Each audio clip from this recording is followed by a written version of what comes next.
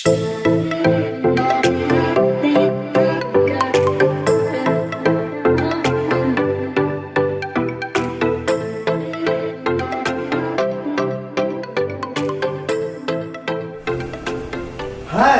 Welcome again to our another main dish cooking demo today. So ngayon, gagawa tayo ng beef pot roast. And to start with, here are our ingredients. So ngayon, very excited ako sa main dish natin kasi ang base ng starch natin is rice.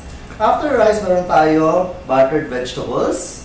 Pag buttered vegetables, we have our beef pot roast with classic peppercorn gravy na magagaling din mamaya dun sa ating reduced stock and sauce. So right now, here are the following ingredients. We have, of course, our beef tenderloin. That is 250 grams of our beef tenderloin. We have our buttered vegetables such as cauliflower, broccoli, carrots, and bagu beans. And I have my mirepoix.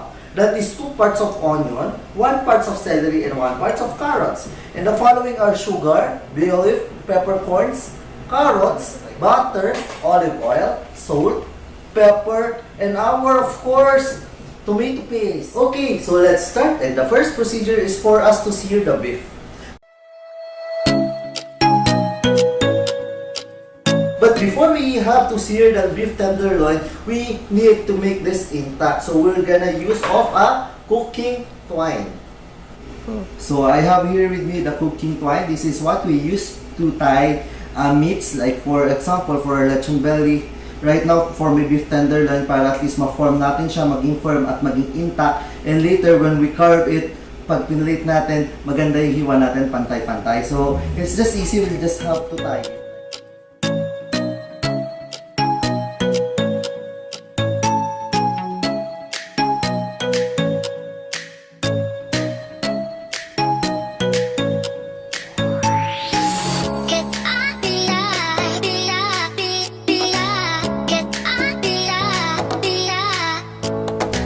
And there you go, we have now our beef tenderloin. So yan, we tie it with the cooking twine para at least maging firm and ma-form natin siya. So later when we carve it, syempre pantay-pantay. So what will I do? We're gonna heat that grilling pan already.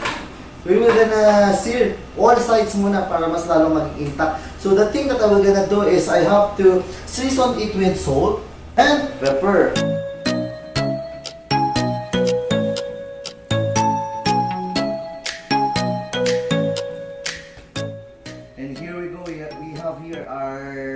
Seasoned beef tenderloin with salt and pepper. And take note, when you season it, you have to rub it with your both hands para at least pumasok yung lasa. So the next thing that we have to do is to sear it. No? To sear it, we just have to add some olive oil on the pan. So I have here my grill pan. So this is really my grill pan. So I will just gonna grill all sides.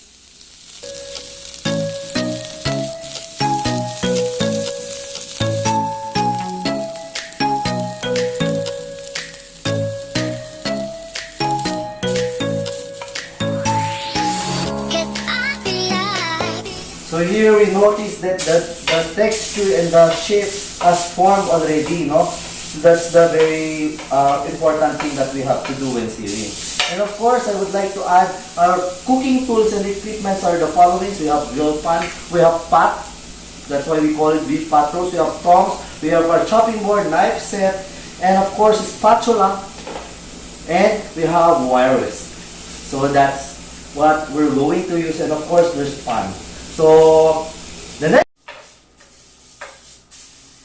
and there you go. So we have here our beef tenderloin. So make sure the consistency and the final outcome, makikita nyo yung grill marks on all the sides of the beef. And of course, this beef is still rare kasi sa loob na is hilaw. So what were we gonna do? I have here with me, kanina we prepared already our beef stock. So we will gonna roast it here on the pot with the beef stock.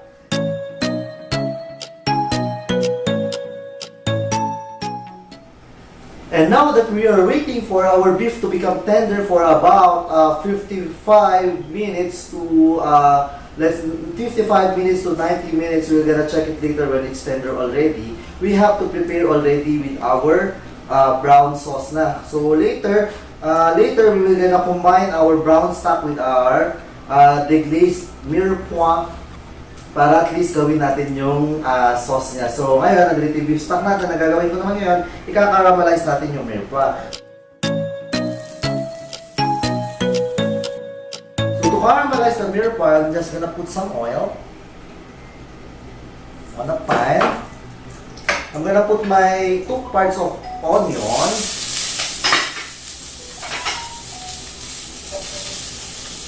And 1 part of carrots. And another part of celery. As well, I will gonna put already my peppercorns. So it's 1 teaspoon of peppercorns. I'm gonna put 2 pieces of my bay leaf. So we're just gonna caramelize it.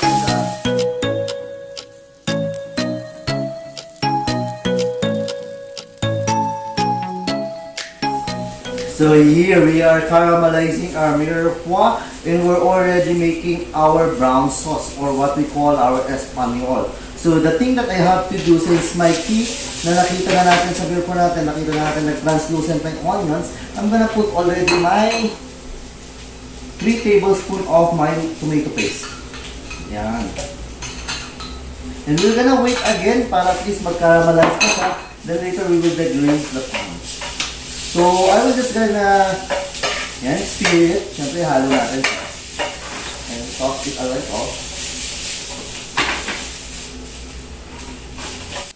Now, I'm gonna season it already with my rosemary, thyme, and some sugar for additional taste. So, I'm gonna put 1 tablespoon of sugar. So, still, I'm gonna still caramelize it.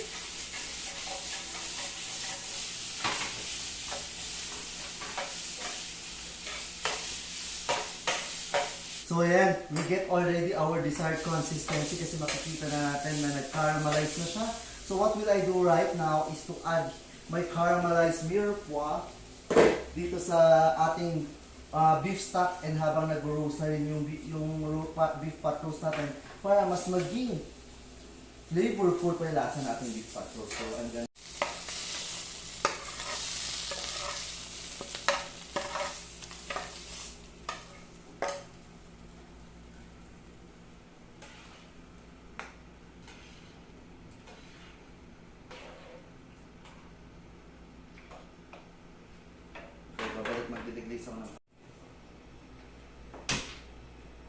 And now we're gonna deglaze the pan to get the additional flavor extracted from our caramelized Mirepoix kanina. So here. So right now we're deglazing already. So I'm just gonna scrape some of the pan. And later we're gonna add it here on our sauce or brown stock. And later we're gonna we're gonna strain mamaya. So, i-add lang natin yung na-deglaze natin dito.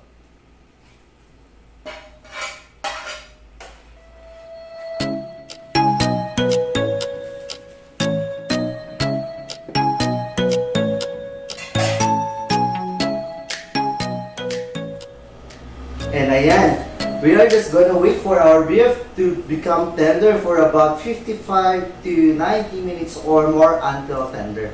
So dahil beef ang tinrabaho ko, napaka-importante na clean as you go. So we have to sanitize everything, and we have to sanitize our hands, of course.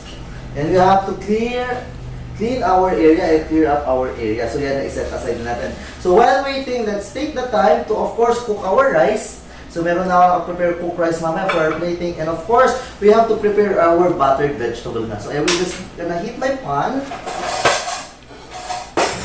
Yan, put my pan here. Lagyan ako ng water. Yan. Tapos mag-blanch tayo ng vegetable. Now, let's blanch our vegetable into this simmering pan. So, ayan. Lalagyan na natin vegetable natin. Since medyo matitigas yung mga gulay natin, we're gonna wait for 3 to 5 minutes. Tapos, syempre, we'll have to season it with some salt already para magka-flavor na siya. At the same time, I'm gonna put some butter. And para at least may flavor na ating blanched vegetables. So, we'll just have to time it. And while I'm blanching the vegetable, and nag-ready na ng ice water bath. Yeah? So it's ice with water para mamaya hindi siya mag-carry over cooking. Ma-stop ka agad natin yung cooking time, at the same time we can get the desired color of the vegetable that we want. So after 4 minutes of blanching, I have now to one. Siyempre kailangan na natin i-ahon yung mga vegetables natin. In ice water bath na natin siya. So I have with me my small strainer. You can use your bigger strainer. No? So after I get it here, I'm gonna put it on the ice water bath. Lagyan natin doon. But at least to stop the cooking process. Here. Now I have to set it aside, and later we're just gonna saute it again sa salt and pepper for a very quick process para pag plating natin, of course, mainit syempre. We already put it on a cold water. And now we're back. It almost took me 2 hours to make my beef pot roast tender. So yan yung nakuha nating time. At the same time, with my brown stock reduction and together with my Espanol sauce na pinagpakuluan natin yung beef tenderloin natin, gagawin na rin natin siyang sauce. So we'll just gotta check our beef pot roast. All we need is to have a carving fork. So paano natin malalaman kung malambot na yan? It's the moment na tinusok mo yung fork tapos hindi siya lumaban, bumagsak lang yung fork mo. Doon malalaman natin siya malambot na siya. So what will I do right now is to put it on my chopping board. Yan, and we will gonna carve it already. And now, syempre, kailangan na rin natin tanggalin yung butcher's wine. Para at least when we carve our beef tenderloin, ayan, we can get the exact form na gusto natin. And syempre, hindi rin makain yung talit. So we also have to make sure for our safety of our guests and our client here. So right now, I have with me my beef tenderloin already. And there we go. Habang na-set aside na natin yung beef pot roast natin, meron tayo ng sauce Espanyol. And with sauce Espanyol, siya yung gagawin natin classic peppercorn gravy for our beef pot roast. So ano yung kailangan natin gawin? Kailangan natin gumawa ngayon ng roux or what we call thickener. Para pang-thicken ng ating sauce Espanyol na gagawin natin classic peppercorn. So all we need is, of course, we need our pan. We have to light our pan. And we have to put my 1 part of butter or equivalent to 100 grams of butter. Then equivalent din siya ng 100 grams of flour. So dapat equal part siya. Yan yung magiging thickener agent natin. And of course, if you have your butter, you have to get your wire whisk. Kailangan man i-whisk yung butter. And make sure huwag masunog yung butter kasi masusunog rin yung roux natin. So gagawin natin, slowly, pouring yung roux hanggang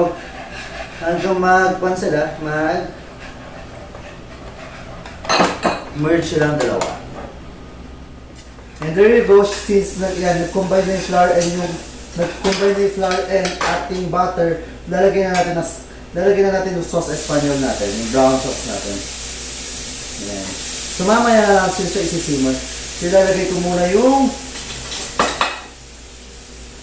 pinagpakuluan natin kanina ng stock natin. So nandyan lahat ng flavors niya. So habang nilalagay ko siya, I just have to whisk it. At the same time, I'm going to transfer it sa mas malaking pot. Dito na natin siya i-transfer. So ayan, makikita nyo, dito na natin siya papalaputan. We will gonna wait until it thickens, until our gravy thickens. So while waiting until our Espanyol thickens or our classic peppercorn thicken, we're gonna make the peppercorns na kasi gusto natin classic peppercorns. So meron tayo ditong whole peppercorns. Nilalagay ko siya dito sa mortar and pestle. So ang gagawin natin, didiktikin natin to.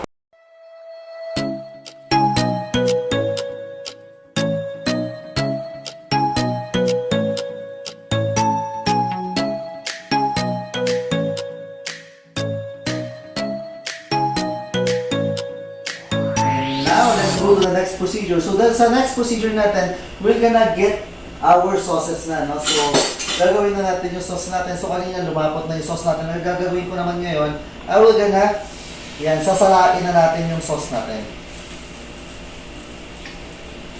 So kukuha lang muna tayo ng gagamitin natin sa 1 serving para at least hindi masayang yung ating tinatawag na classic peppercorn sauce. So yan. So napaka-importante sa lain. Bakit? Para at least pag sinasala natin yung sauce natin, wala yung mga rough particles o yung very rough on our mouth.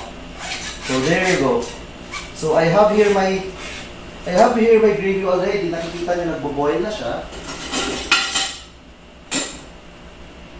So whisk ko siya. So now that it is ready already, isisiso na natin siya ng classic peppercorn. So kukuha tayo ng some pepper.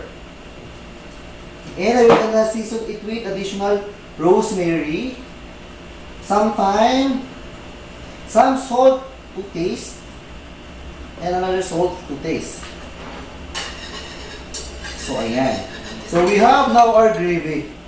And we now have our beef. So ano nang gagawin natin ngayon? We're ready to plate our final dish. So here we are already ready to plate our dish. So we have our classic peppercorn sauce with rosemary and thyme na galing sa Espanyol sauce. We have our vegetable that we blanch. Later, we will gonna saute it to butter and some salt and pepper to taste. And we have our pot roast beef tenderloin. So, gagawin na natin ngayon, magpe-plate na tayo. And of course, you don't forget your rice that we prepared it earlier. So, come on, let's do the plating.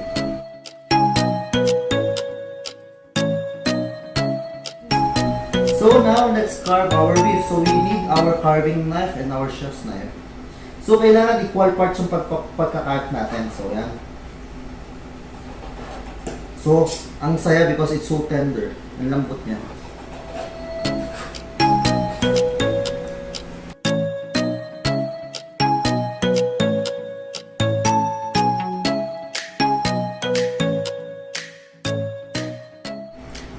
So, now, let's plate our beef pot roast. So let's start with our cooked rice. So we're just gonna put it here. So we can rotate our rice. So we have to put our beef.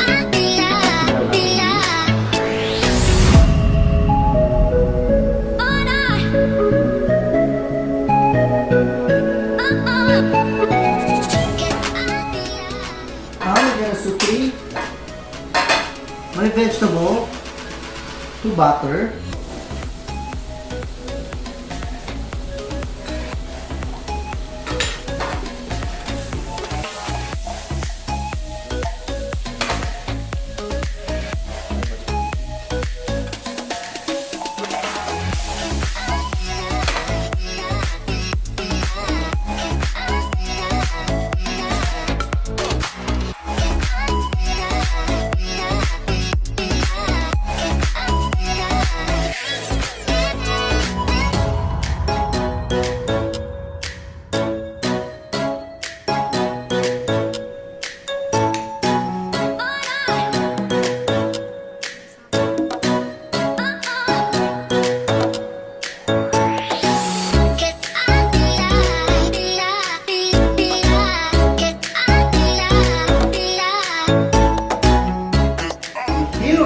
With my most favorite part of food tasting.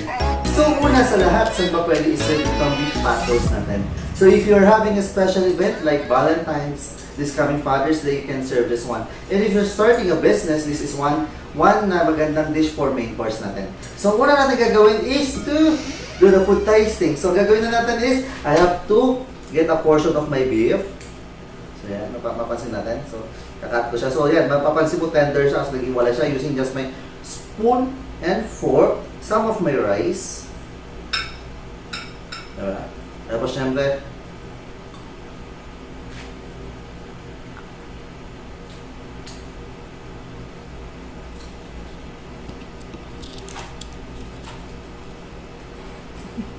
ang sarap, wala masabi. parang nasarapan ako sa sarili ko na luto. So, una namin nalalasahan natin dito, yung richness ng gravy na nalalasahan natin. Paano yung richness niya, no?